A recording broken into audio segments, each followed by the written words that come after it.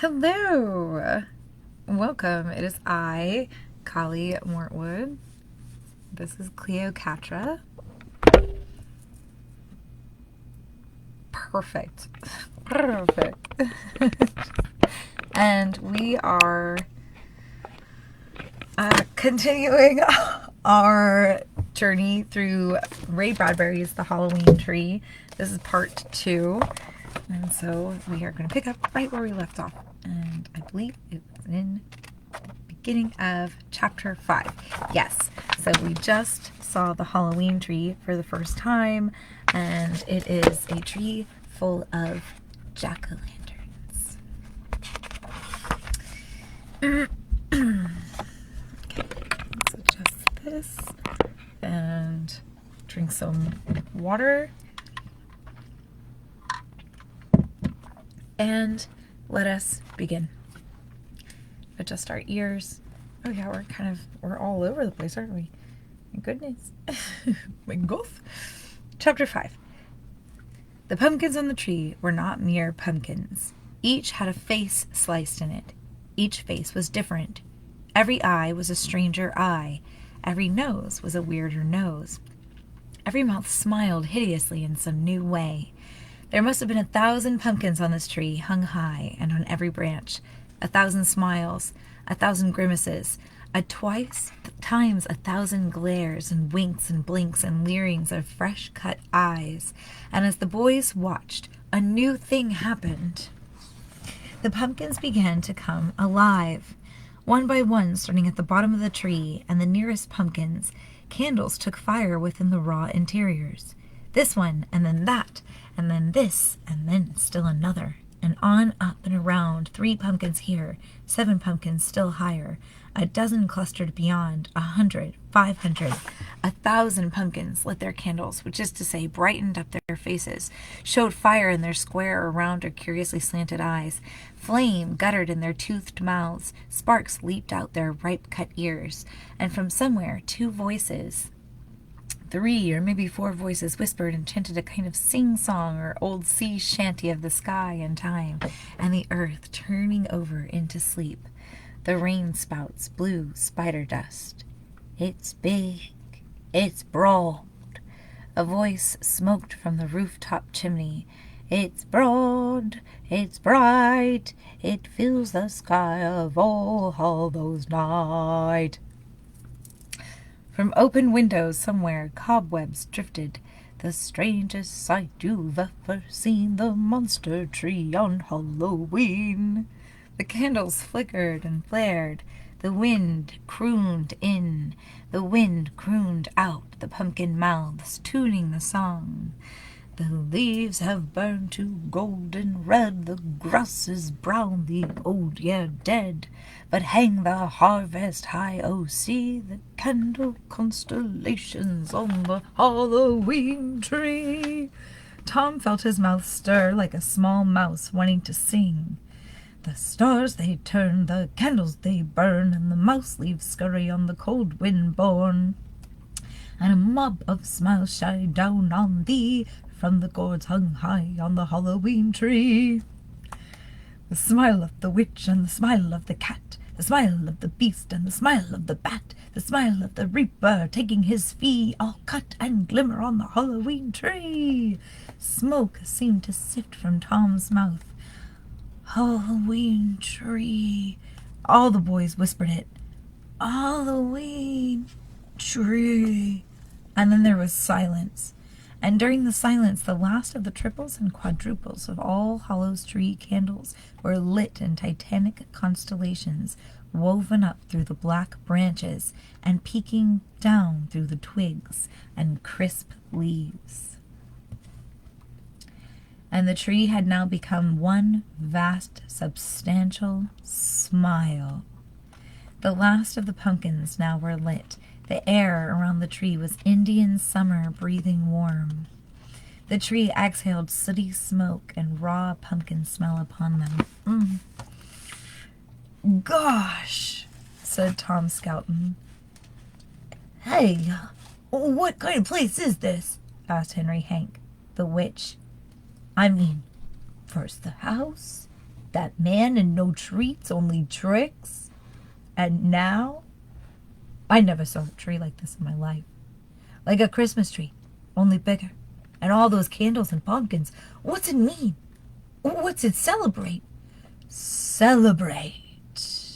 A vast voice whispered somewhere, perhaps in a chimney soot bellows, or perhaps all the windows of the house opened like mouths at the same moment behind them, sliding up, sliding down, announcing the word celebrate, with breathings out of darkness.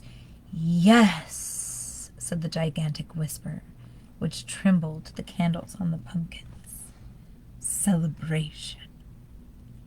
The boys leaped around, but the house was still. The windows were closed and brimmed with pools of moonlight. "Last one in's an old maid!" cried Tom suddenly, and a bond of leaves lay waiting like old fires, old gold, and the boys ran and dived at the huge, lovely pile of autumn treasure. And in the moment of diving, about to vanish beneath the leaves in crisp swarms, yelling, shouting, shoving, falling, there was an immense gulp of breath, a seizing in of air. The boys yelped, pulled back as if an invisible whip had struck them. For coming up out of the pile of leaves was a bony white hand, all by itself, and following it, all smiles, hidden one moment, but now revealed as it slid upward, was a white skull.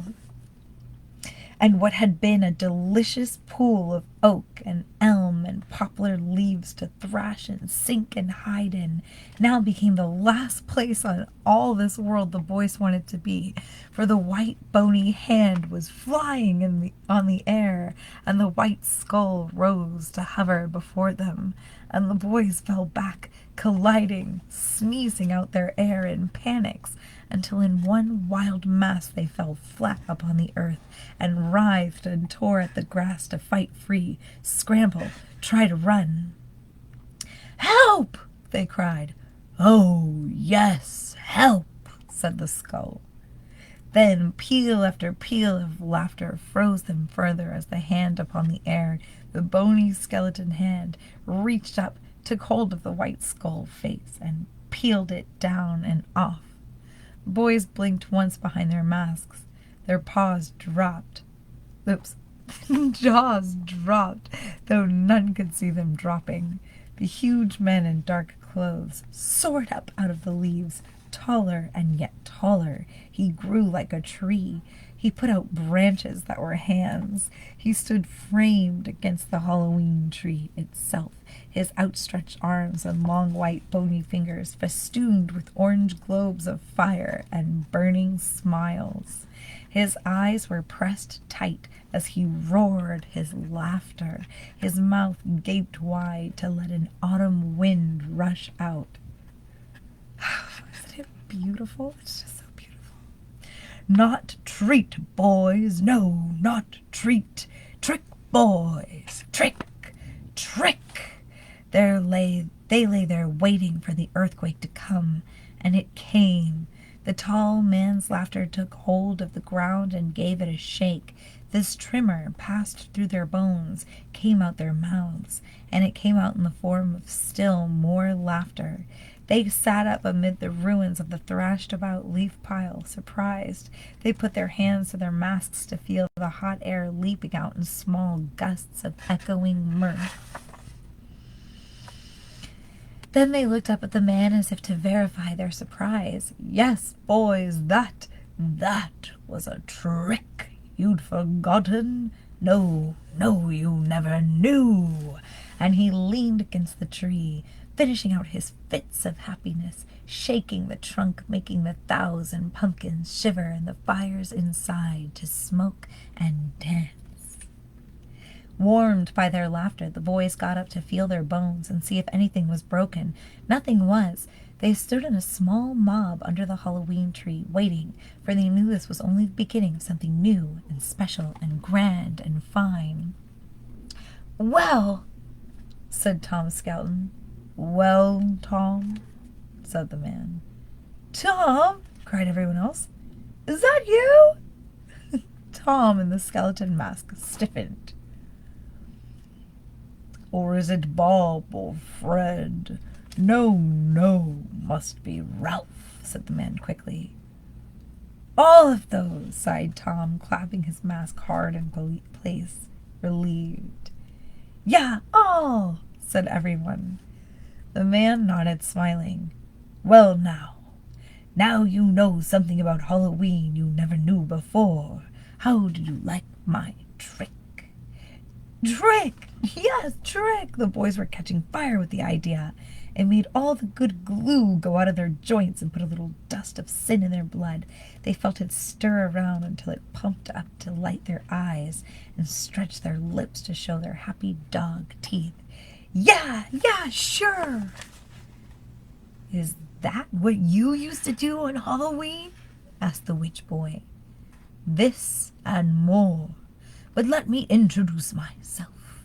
Moundshroud is the name. Carapace clavicle Moundshroud.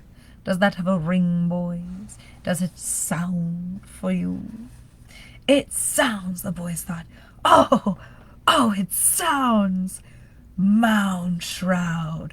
A fine name, said Mr. Moundshroud, giving it a full sepulchral night church sound. And a fine night. And all the deep, dark, wild, long history of Halloween waiting to swallow us whole. Swallow us? Yes, cried Moundshroud.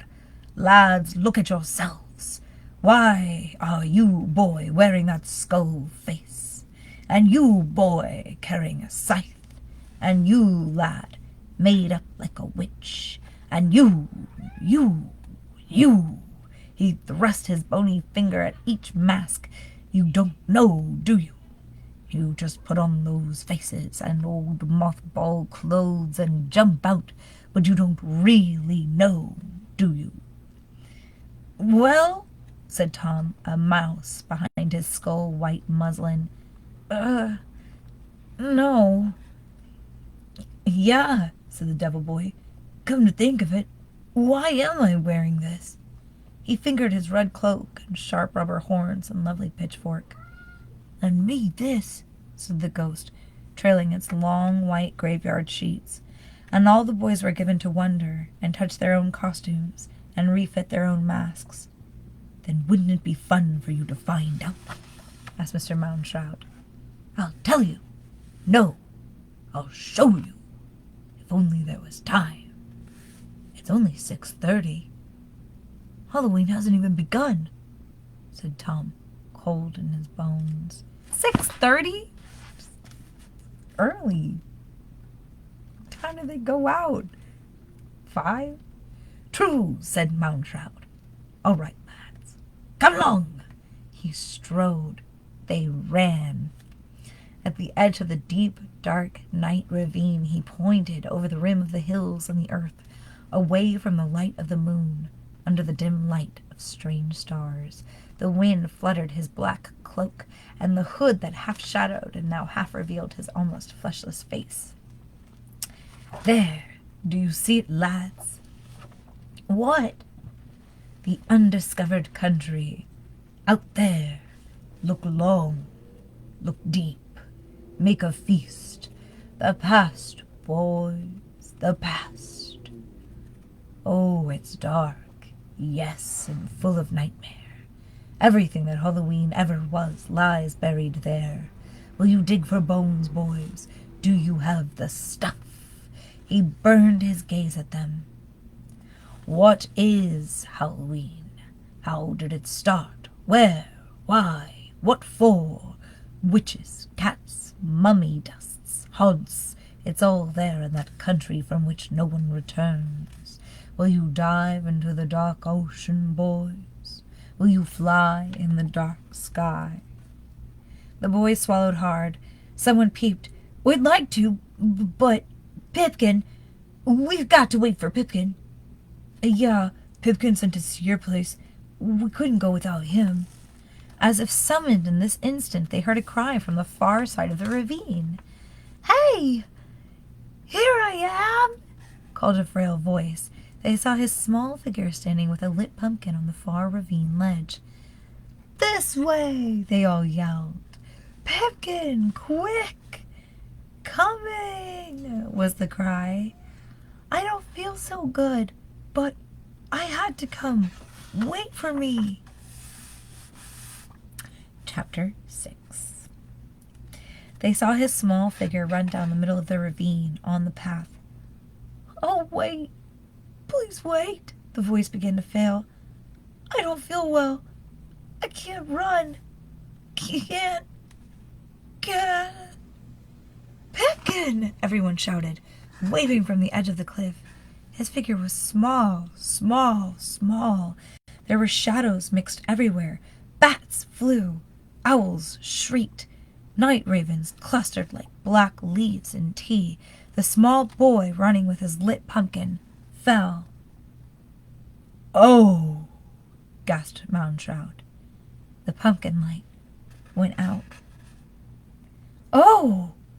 gasped everyone. "Light your pumpkin, Pip! Light it!" shrieked Tom.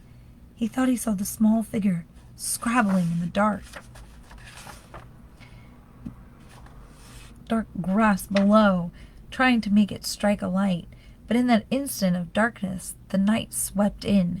A great wing folded over the abyss. Many owls hooted. Many mice scampered and slithered in the shadows. A million tiny murders happened somewhere.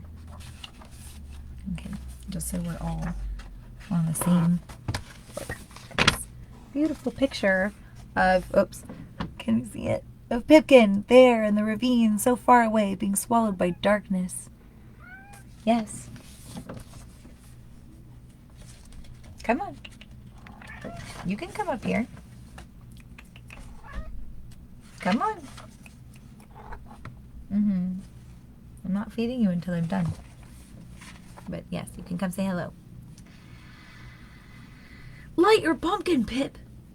"Help!" wailed his sad voice. 1,000 wings flew away.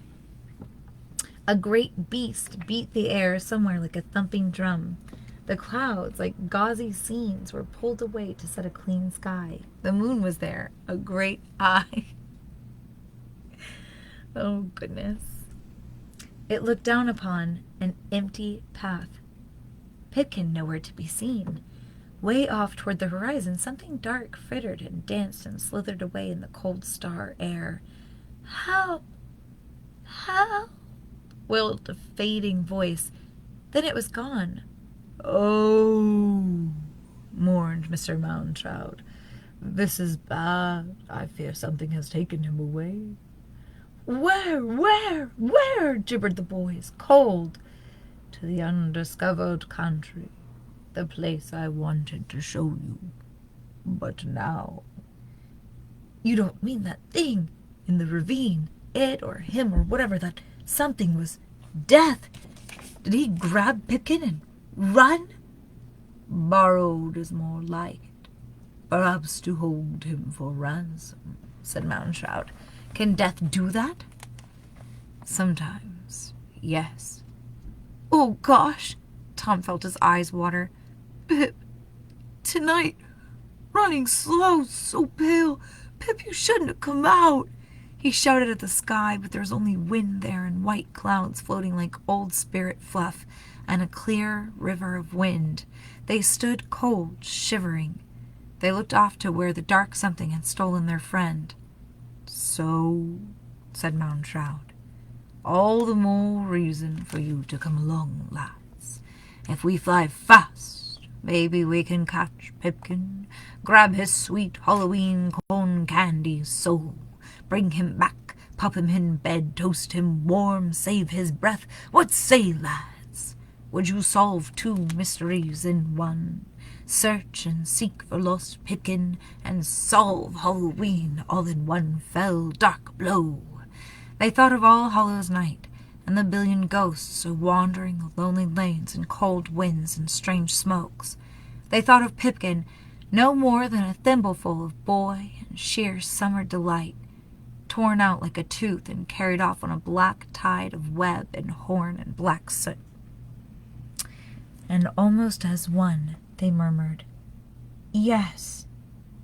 Moundshroud sprang. He ran, he pummeled, he pushed, he raved, "Quick now, along this path, up this rise, along this road, the abandoned farm, over the fence, alley-ope!" They leaped the fence, running, and stood by a barn that was frosted over with old circus posters, with banners tattered by wind pasted here 30, 40, 50 years back.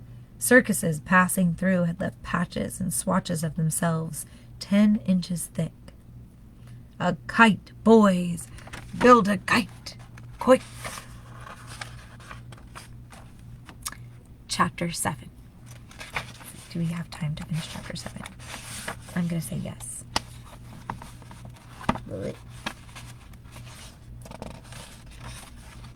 We're going for it. No sooner had he cried this than Mr. Moundshroud ripped a great tissue from the side of the barn. It fluttered in his hands. The eye of a tiger. "It's the eye of a tiger, it's the thrill of the fight." Another rip from another ancient poster, and the mouth of a lion.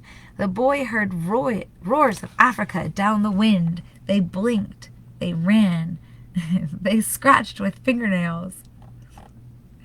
They plucked with hands. They seized off strips and patches and huge rolls of animal flesh, of fang and piercing eye, of wounded flank, of blood-red claw, of tail, of bound and leap and cry.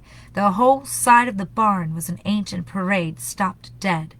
They tore it asunder, and with each tear that pulled off talon, tongue, or ravening feline eye, beneath waited layer upon layer of jungle nightmare, delicious encounters with polar bears, panicked zebra, milling prides of lions, charging rhinos, clambering gorillas, which pawed up the side of midnight and swung toward dawn. 1,000 animals in congregation rumbled to be set free, now free in fists and hands and fingers, whistling on the autumn wind. The boys raced off across the grass. Now Moundshroud knocked down old fence railing beams and made a rough kite cross and bound them with wire, then stood back to receive the gifts of kite paper as the boys flung them in fistfuls, and these he tossed in place upon the frame, and spark flinting fused with burnings of his horny hands. "Hey!" the boys cried their delight. "Oh, look!" They had never seen such things, or known that men such as Moundshroud, with a pinch, a clutch, a pressure of fingers, might blend an eye with tooth, a tooth with mouth, a mouth with feline bobcat tail.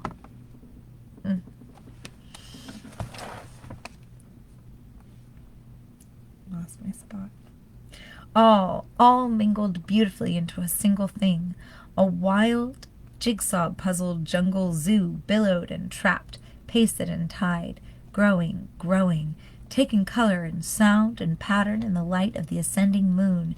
Now another cannibal eye, now another hungry maw, a mad chimpanzee, a most insane mandrill ape, a screaming butcher bird. The boys ran up with the last frights handed over, and the kite finished, the ancient flesh laid out, fused by the still blue smoke, burning horny hands. Mr. Moundshroud lit a cigar with the last bit of fire that sparked out of his thumb and smiled. And the light from his smile showed the kite for what it was, a kite of destructions, of animals so dire and fierce their outcry drowned the wind and murdered the heart. He was pleased. The boys were pleased, for the kite somehow seemed to resemble... "Why," said Tom, astounded, "a pterodactyl!" "A what?" "Pterodactyl." "Oh, pfft." This is Mr. Moundshroud. "Pterodactyl. Those ancient flying reptiles gone some billion years back and never seen again," replied Mr. Moundshroud. "Well said, boy. Pterodactyl, it seems, and is, and will fly us down wind to perdition, or Land's End, or some other fine-sounding place. But now, rope, twine, string, quick! Filch and carry! They ran the rope off an old, abandoned clothesline strung between barn and abandoned farmhouse. A good 90 feet or more of rope they brought Moundshroud, who snaked it through his fist until it smoked a most unholy smoke. He tied it to the middle of the vast kite, which flapped like a somehow lost and out-of-water manta ray upon this high, strange beach. It struggled with wind to live. It flapped and floundered on the heaves of tidal air, laid down on grass. Moundshroud stood back, gave a jerk, and lo, the kite flew! It hung low upon the air at the end of its clothesline, in a dumb brute groveling of wind, veering this way, dashing that, leaping up suddenly to confront them with a wall of eyes, a solid flesh of teeth, a storm of cries. It won't rise, won't go straight. A tail, we need a tail. And as by instinct Tom dived first and seized the kite by its bottom, he hung there. The kite steadied. It began to rise. "Yes!" cried the dark man. "Oh, lad, you are the one. Bright boy, you be the tail, and more, and more." And as the kite slowly ascended the cold river of swift-flowing air, each boy in turn, seized with the whim, spurred by his wits, became more and yet more of the tail, which is to say that Henry Hank, disguised as a witch, grabbed Tom's ankles, and now the kite had 2 boys for its magnificent tail. And Ralph Bingstrom, wound up in his mummy clothes, stumbling over his winding tapes, smothered in his burial rags, shambled forward, jumped, and grabbed Henry Hank's ankles. So 3 boys hung now in a tail. "Wait, here I come!" cried Beggar, who under his dirt and rags was really Fred Fryer. He jumped. He caught. The kite ascended. The 4 boys making the tail yelled for more length. So here's the picture. We're going to keep reading. Yes.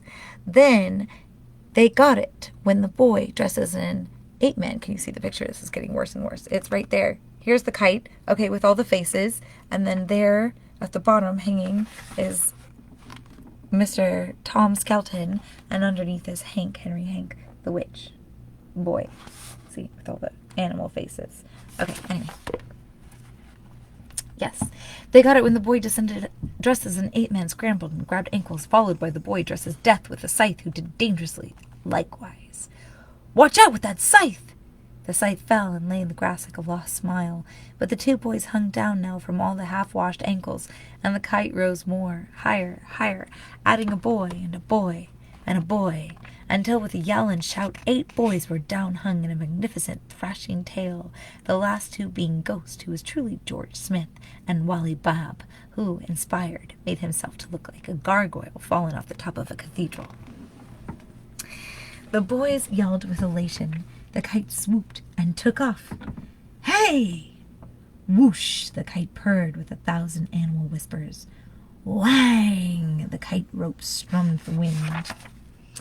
"Hush!" said the entire thing, and the wind flew them high across the stars, leaving Moundshroud to look up with awe at his contraption, his kite, his boys. "Wait!" he shouted. "Don't wait! Come on!" the boys yelled. Moundshroud ran along the grass to seize the scythe. His cape fluttered, taking air, making wings, until he also, very simply, took off and soared. And if you remember, that was the picture that we saw in the beginning of the book of Mr. Moundshroud flying. All right, chapter 8 is very short, so I'm going to read it, because that gets us right to page 50. Let's go. The kite flew. The boys hung down from the kite in a fine lizard's tail, now weaving, now looping, now snapping, now gliding. They yelled with delight. They shrieked with in-gasped, out-gasped terror. They rode across the moon in an exclamation point. They soared over hills and meadows and farms. They saw themselves reflected in dusky, moon-bright streams, creeks, rivers. They brushed down over ancient trees. The wind, stirred by their passing, shook down whole government mints of coins, leaves, bright showering to the black-grassed earth. They flew over the town and thought, "Oh, look up, see! Here we are, your sons!" And thought, "Oh, look down! There somewhere are our mothers, fathers, brothers, sisters, teachers. Hey, here we are! Oh, someone see us! You'll never believe!" In a last swoop, the kite whistled, hummed, drummed along the winds to float over the old house and the Halloween tree where first they met Mound Shroud. Swoop, flutter, glide, rush, hiss. The suction of their swung bodies caused 1,000 candles to flutter, flicker, stutter their light, hiss with desire to reflame themselves. So all the hung pumpkin scowls and leers and wild smiles were half snuffed to unhappy shadows. The whole tree went dead for a heartbeat. Then, as the kite sang high, the tree blazed up with 1,000 new-cut pumpkin frowns, glares, grimaces, and grins. The windows of the house, black mirrors, saw the kite go away and away until the boys and the kite and Mr. Moundshroud were very small on the horizon, and then down they sailed off away, deep into the undiscovered country of old death and strange years in the frightful past. "Where are we going?" cried Tom, hanging to the kite's tail. "Yes, where? Where?" cried all the boys, one after another, below. "Not where, but when," said Moundshroud, pacing them, his great veiled cloak full of moon wind and time. 2,000, count them, years before Christ. Pickens there, waiting. I smell it. Fly. Then the moon began to blink. It closed up its eye, and there was darkness. Then faster and faster it began to wink, to wax, to wane, to wax again, until 1,000 times over it flickered, and in flickering changed the landscape below, and then 50,000 times, so fast they could not see it, the moon extinguished and relit itself, and the moon stopped winking and held very still, and the land was changed. "Look," said Moundshroud, hung upon the very air above them, and the million tiger, lion, leopard, panthered eyes of the autumn kite looked down, as did the eyes of the boys, and the sun rose, showing them Egypt, the river Nile, the Sphinx, the pyramids. "But," said Moundshroud, "notice anything different?" "Why," gasped Tom, "it's all new! It's just been built! That means we really have gone back in time! 4,000 years!" And sure enough, the Egypt that lay below was ancient sand but new-cut stone, the Sphinx with its great lion paws, treaded out on the golden stuffs of desert, was sharp-cut and freshly born out of the womb of stone mountains, and it was a vast pup in the bright and empty glare of noon. If the sun had fallen and lain between its paws, it would have cuffed it like a fireball toy. The pyramids, while they lay like strange-shaped blocks, yet other games to be puzzled over, played with by the woman-lion Sphinx. The kite zoomed down and skirted the sand dunes, flirted over one pyramid, and was drawn, as by suction, by an open tube mouth set in a small cliff. "Hey, presto!" cried Moundshroud. With a flap he gave the kite such a kick as made the boys toll like clamorous bells. "Hey, no!" they cried. The kite shuddered, fell down, hovered 10 feet above the dunes, and shook itself like a wild dog, ridding itself of fleas. The boys fell safe in a golden sand. The kite broke away in 1,000 shreds of eyes, fangs, shrieks, roars, elephants, trumpetings. The Egyptian tomb mouth sucked them in, and Moundshroud laughing with it. "Mr. Moundshroud, wait!" The boys leaned into the shadows, like a dry river bottom. The corridors led down to deep vaults where lay the linen-wrapped dead. Dust fountains echoed and played in strange courtyards a mile below. The boys ate, listening. The tomb breathed out a sick exhalation of paprika, cinnamon, and powdered camel dung. Somewhere a mummy dreamed, coughed in its sleep, unraveled a bandage, twitched its dusty tongue, and turned over for another 1,000-year snooze. "Mr. Moundshroud?" called Tom Skelton. And we're finishing there.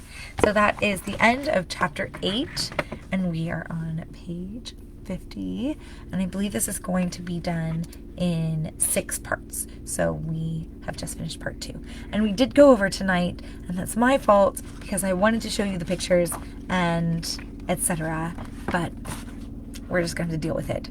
Have a lovely evening. I'll see you next week, and until then, stay spooky.